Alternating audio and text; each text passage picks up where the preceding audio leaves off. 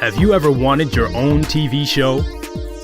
Have you dreamed of showcasing your talent for the world to see? Well, now you can. Have your own TV show. You can have your own 30-minute show.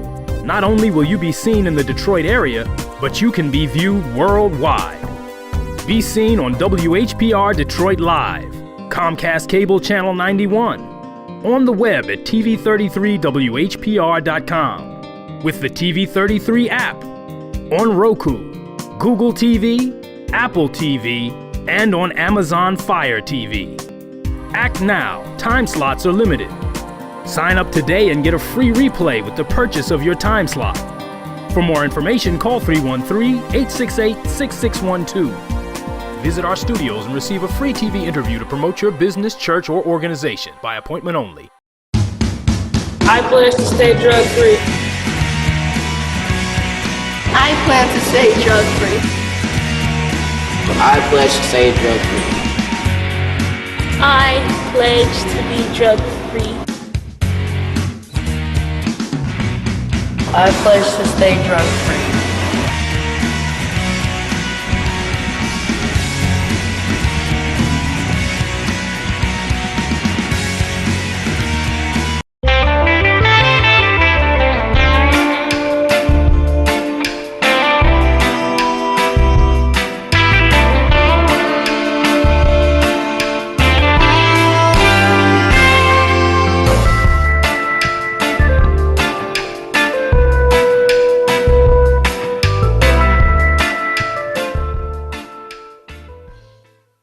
And good afternoon and welcome to Expose Under the Sun, sponsored by the Detroit Native Sun newspaper. I'm your host, Darwin Griffin, and we have a very, very enlightening half an hour with my guest and my other guest host. My guest today, special guest, is Mr. Ishmael Terry, CEO of Pleasant Heights Economic Development, as well as CEO of All for One. And also my special guest host, who's going to assist me with this interview. You know, you got to have somebody important when you got to have another host to host the show along with me. So my other host is somebody that everybody knows. I think probably even President Biden, Vice President Kamala Harris, they probably know her as well. But, you know, she's also with the school board for River Rouge High School, or River Rouge, I'm sorry, the city of River Rouge.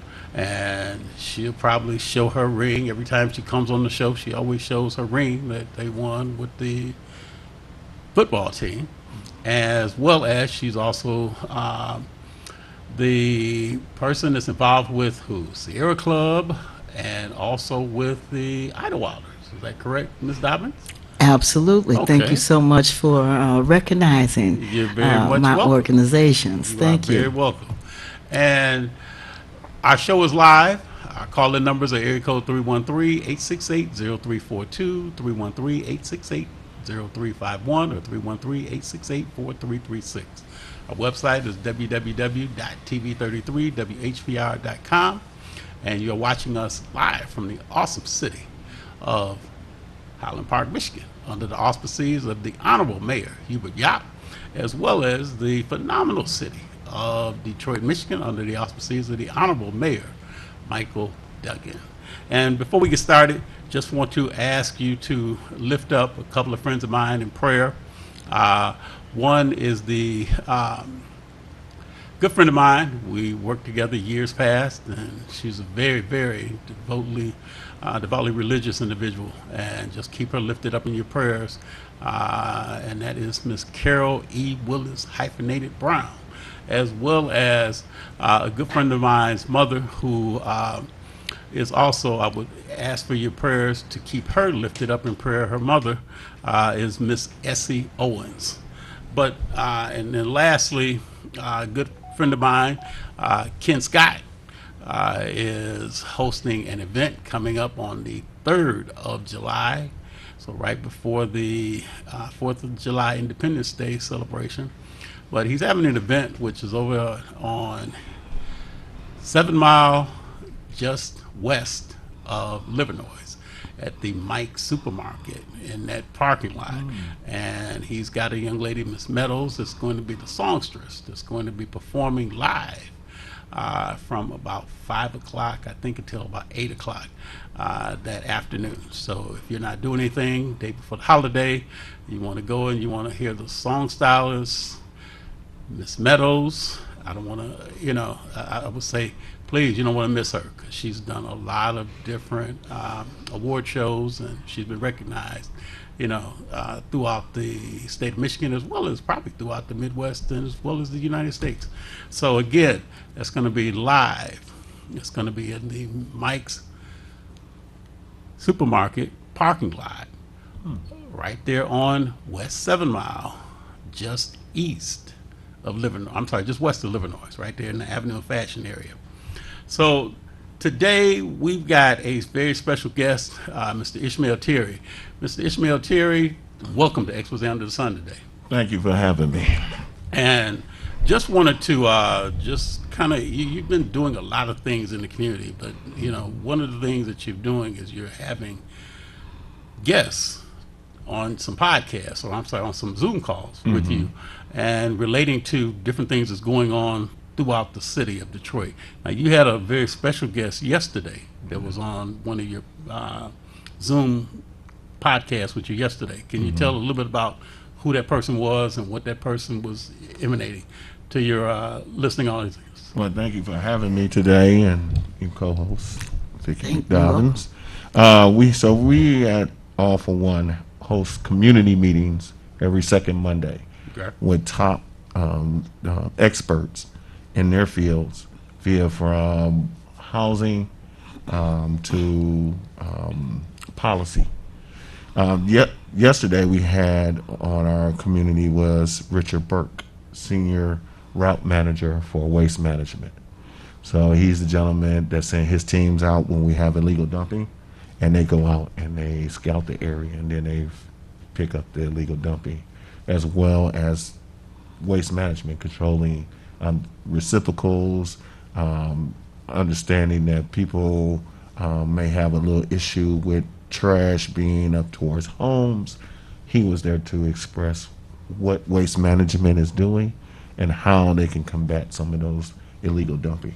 Now, what are some of the problems that some of the residents of Detroit are having when it comes to the illegal dumping, as well as, because I know I've been hearing from residents in Detroit that their trash hasn't been picked up on the designated day that they're supposed to be picked up. Talk a little bit about what did he say. I'm sure that probably somebody brought that up to his attention during this call. Right. So one of the issues that people were discussing with that was when people are throwing trash down, how do the tender decide to ride by it? So You say the who ride by? driver. Okay. The driver. So the driver then decides, because any house that is abandoned cannot be picked up. That's during their contract. So for now, Waste Management and the city of Detroit. So now I see sometimes that people will go, and instead of taking the trash and putting it out in front of their property, Right. they may go and put it in front of a abandoned house on their block. Which is considered illegal. So then the driver has the discretion to pick that up or not. But they're already under contract not to pick that up. So then what happens is that what the people were complaining about, then more people come by and pour more trash on top of the trash that's already there. Yes. So because of that, the waste management group just drives by. But then they give it about a week or two later, as he explained, that if it's gotten to a point where rodents and other animals have lived through there, then they'll pick it up. So primarily the main thing is that if somebody puts trash in front of a vacant house, that's illegal. That is illegal.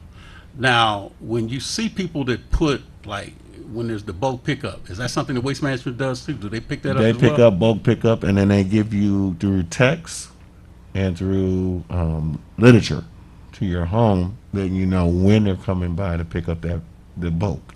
Now, your responsibility is cubic feet, so no bigger than a refrigerator. If your trash, that the bulk that you're putting out, this is as he explained it, If it's bigger than a refrigerator or bigger than a sofa, then they can't pick it up. The other thing they can't do is also pick up debris that you are doing repairs.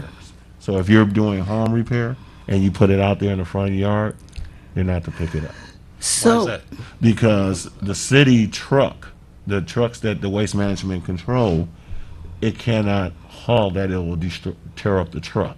So they can't do that. So then they made it designated where you can take that household repair and take it down to the city dump on East 8 Mile in that area. But you have to pay, because what they're doing there is you weighing it. They weigh the material that you have there, and then that's how much you have to pay, but you can then dump it. So they have a certain allotment as far as say weight wise. Correct. The general number is $63. So when you have to pay, you're paying based on the amount of weight that you're dumping. Well, yes, correct. So then that is then hauled away. Then you can throw it out yourself. They have a compactor there, a trash compactor, a large area where you just throw it out. So toilets, anything that you had to do with the household inside the house when you're renovating, you can throw it out in there. But they charge you Okay. for that. Vicky? so this sounds like a job for entrepreneur. It sounds like a company could come in and pick up all those things that the city won't pick up. They could create a company and say, we pick up in front of empty homes. You know, we get that stuff that the city won't get.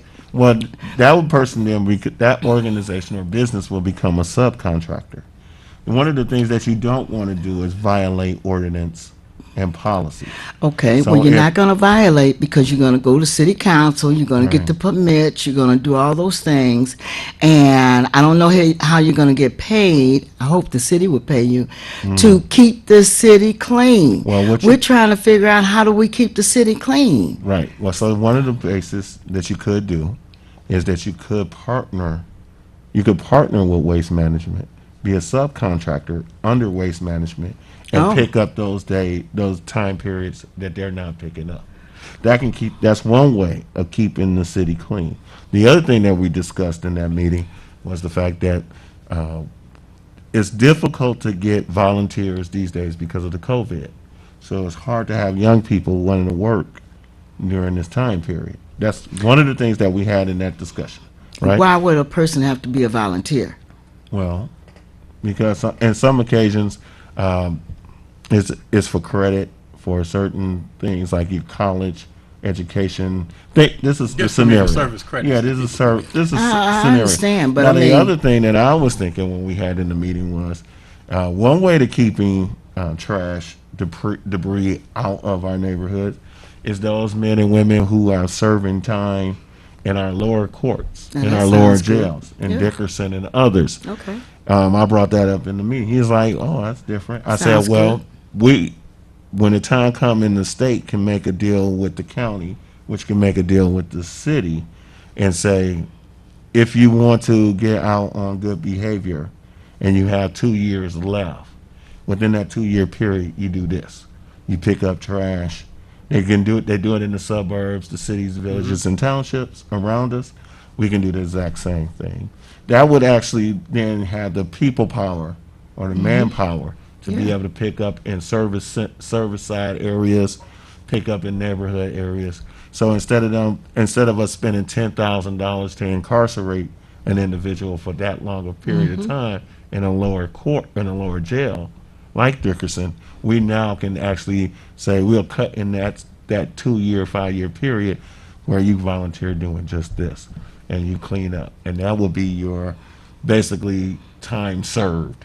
So you now able to get out of being locked up, which most people just don't want to be locked up, and 2, now they're a pillar to the community because now they're coming back and giving something back instead of going to the same motion and returning. But that is something that I had brought up in that meeting as well. So is that something that they're going to start doing, or is that something that they're doing? It is not what they're doing now. It's just something that we brought to the table. So So- they're now considering that. Because I know what they They're do figuring. what they do in the suburbs is that they may go down the streets Right. and like some of the main streets, and then they'll go and they'll like take the little things to kind of pick up the debris, Right. the paper, the trash, and things like that, True. and take those off like the highways. Right. They do the same thing with going down some of the some of the streets. Right. And then at the same time too, they may have like those bags that's got all those leaves and debris and things like that. Well, one of the things they did find too in this meeting, that people are putting all kinds of weird things in the bags. Okay? Those bags are lawn bags. They're not household bags. So don't put them in there, put household things in them, and then sit them out to the burn, and then say they dump. No, that's not how that works. Okay? So we was there to educate people on that as well. Like, this is what those bags are meant for. If you do have a sofa that's large enough, place those things on the sofa, and then you can get those things dumped. But So now what we we- also found out is that people put dump sites on top of dumps. Okay. So when they even, that's what we were discussing. So illegal dumping, and then people ride by, and usually what we found out in this meeting is usually not people that's from other cities or the states who's doing the extra dumping. Now it's the people that live next door Yeah, or across the street. that's right. They may forget that they got to put their bulk out on that day. So what they do then is go across the street and put it on top of what that bulk, that dump is already there. So now you're causing a stronger eyesore in the community, which then cause a problem for me, because now the residents call me, and then I have to contact Waste Management, and then we have to negotiate on how we can get that trash up. Now, we've been successful so far in Cody Rouge community, Franklin Park community, and others, Joy Road and Evergreen, and somewhat in West Chicago. But after a while, that get texting. So we had to come up with this idea of bringing people together in a Zoom, a virtual conference, to understand the education and the strong matter that it is that we call illegal dumping. And if you're continuing to inbreeding this same economy, then we're going to face the same issue. So now we're like, okay, now we got to re-educate you. Because yes, you might get that little leaflet at the door. You might get that text message from Mona Ali, who's the director, or any other neighborhood manager in the city. But we now have to educate you. And if you feel like these people are not talking to you by phone, we'll bring them to you face to face. So now you can have that one-on-one Q&A, and now you can, it makes sense to you on what you're learning from that person.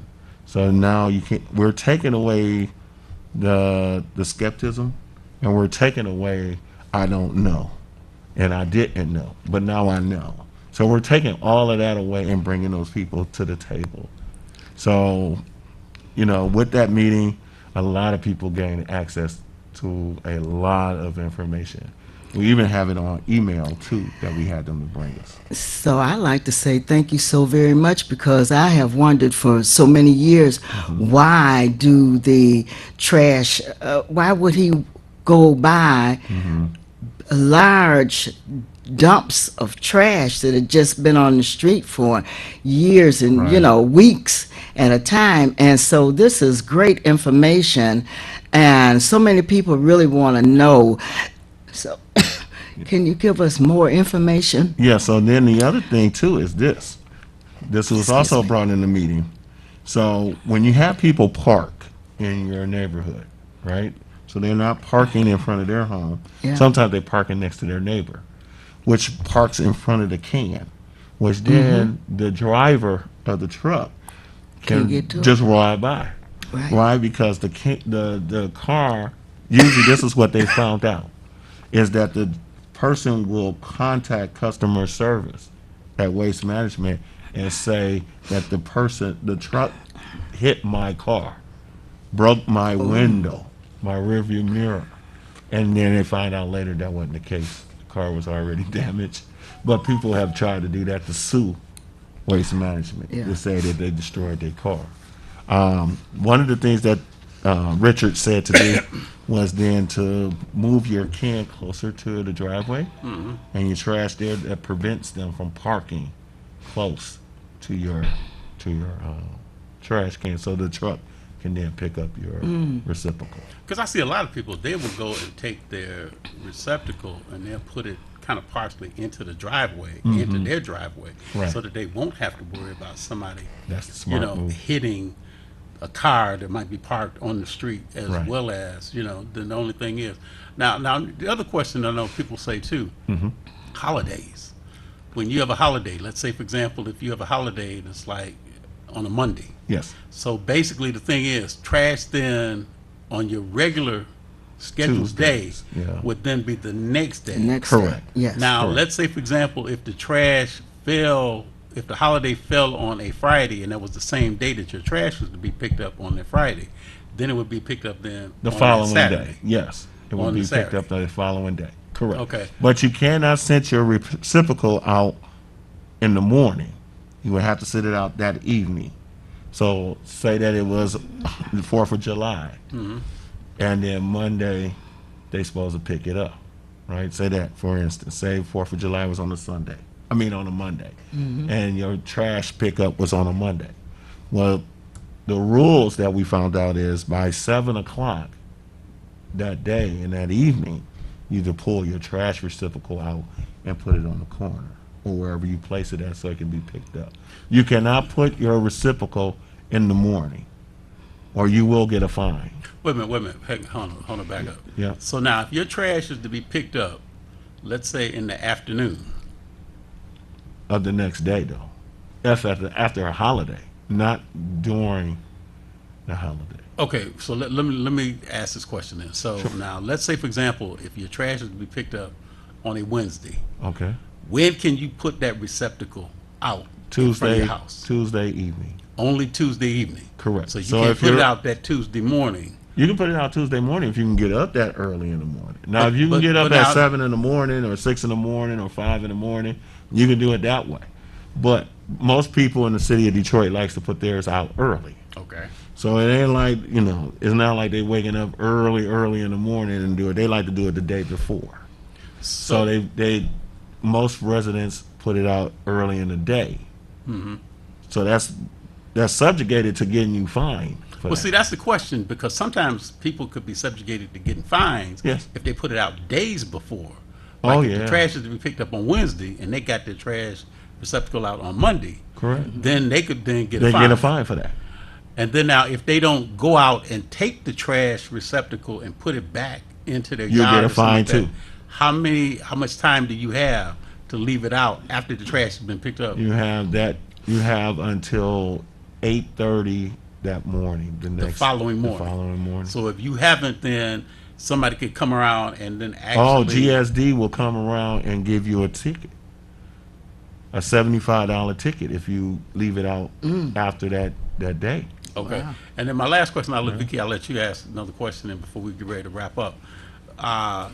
When you mentioned about the burn on Yeah, the street. correct. Now, so trash should actually be, let's say if you've got like garbage bags or you've got those leaf bags, lawn and leaf bags that you put out.